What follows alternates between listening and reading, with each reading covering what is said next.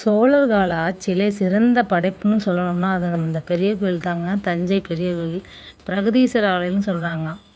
இந்த விடுமுறை காலங்கள்லாம் பார்த்திங்கன்னா இந்த கோயில் வந்து மக்கள் கூட்டத்தில் நிரம்பி வழியுது. அதுவும் இந்த மே மாதம் ஏப்ரல் மாதம்லாம் சுற்றுலா பயணிகளோட வருகை அதிகமாகிட்டே இருக்குது. பகலாக இருந்தாலும் சரி இரவாக இருந்தாலும் சரி இந்த கோயில் வந்து அழகுற ஜொலிக்குது. அதுக்கு காரணம் அந்த கோயிலோட கட்டடக்கலை தாங்க.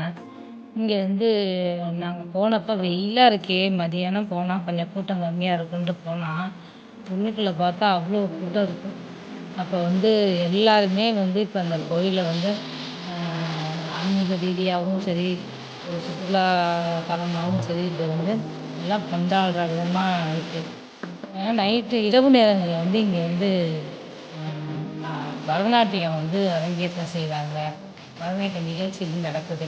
அது பார்க்கறதுக்கு ரொம்ப ரம்மியமாக இருந்துச்சு. நாங்கள் கோயிலுக்குள்ளே போய் பகலையும் பார்த்தோம், இரவையும் பார்த்தோம்.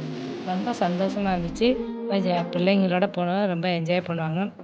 எல்லாருமே கட்டாயம் பார்க்கக்கூடிய ஒரு கோயில்னால் அது வந்து ராஜராஜன் கட்டிய இந்த பெரிய கோயில் தாங்க. பிரகதீஸ்வரர் ஆலயம்.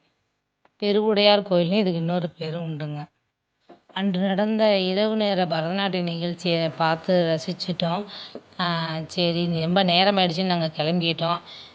இன்னொரு வீடியோவில் இன்னொரு கோயிலை பற்றி நம்ம போடுவோம். அன்டில் தென் பாய், தேங்க்யூ.